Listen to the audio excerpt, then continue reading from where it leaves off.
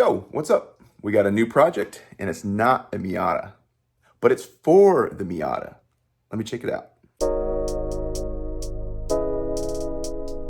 This is my 2002 Toyota Sequoia, and I bought this as a support vehicle for the project car. So this will be towing me to track events, grabbing parts, stuff like that. So this is really the workhorse behind my aspirations to drive on track. Today we're gonna be doing some fuel injectors. So let's get started. Now, as you can see, I'm in progress. So basically, I took all this stuff off and away from this area so I could access this down here, okay? So the first step in doing this is making sure that you take all this stuff away so that you can access the fuel rail. I've taken these clips off of the fuel injectors, and these were actually like rotting away, the plastic, the outside. So I got some tape, I think it's called Timu or TQ or something like that. But it's some awesome tape for high temp engine bays for electrical, so that these wouldn't be exposed to the elements. So I rewrapped these. It was something like this material here, but it was like coming apart and brittle. So I rewrapped it in this so that they will be more resilient and good to go. So take all this stuff off. You also want to take your intake off here as well. Little tip as you're doing this stuff, if you can, leave the bolts where they go, like in the frame. So for instance, in the intake, the bolt that went in here, I left it on the intake itself. So everything here is sort of like, here's a good example here. This is the bolt for the bracket. Yeah, I left that on the manifold. So the fewer bolts I have off of this thing, the easier it will be to take apart. It's also a good chance to check out things like your PCV valve, which mine looked like it was terrible. So this is the old one. I'm putting in a new PCV valve, a new hose as well, and this evap line here.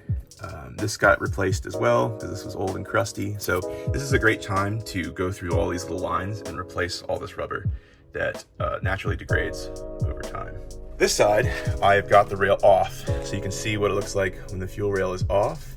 And I've got it over on the bench, so let's go take a look at what I got. So I pulled the fuel rail, and here are the new injectors on the bench that I'll be putting into that rail.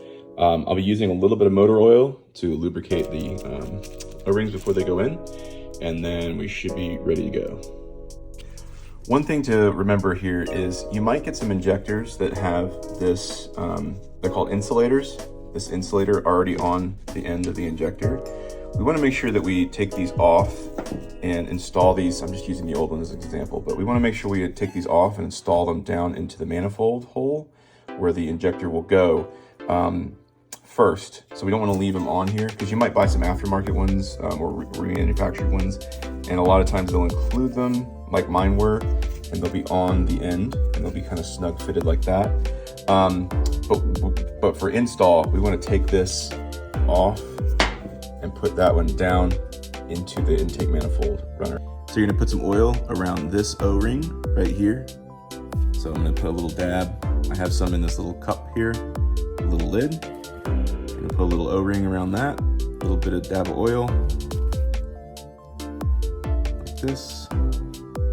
Looks good, and then we're gonna pop this into the rail. So I'm gonna push in.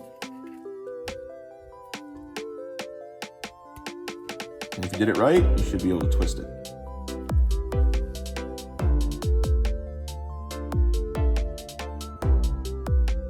So at this point, I don't have it installed quite yet. I'm just kind of laying it down here. You see that I need to line those up. Once I line those up, I'll slide it down like that, and then press it all the way down and put a nut on the end of that. That right there is our insulator that I just had on the table, and I've taken it off of the injector and made sure that it's down properly flush in that little spot there. Because if you leave them on and you try to install the rail, it might sit unevenly and cause some leaks. So just a reminder, make sure you put those on first and then put the injector down onto the rail. All right, so I've got it installed. It's sat down flush. See, that's how it should look. I think those insulators are down correctly, evenly sat down into the manifold. and you don't want it to look uneven. So this part here, some of it's like kind of sticking out or something. That means that the insulator did not sit correctly flush down into the manifold. So make sure that that is set. And then these bolts here, or these nuts here, are 13 foot-pounds according to the manual. So 13 foot-pounds is the torque rating for those. And then just go ahead and start reconnecting everything. And then we'll go from there.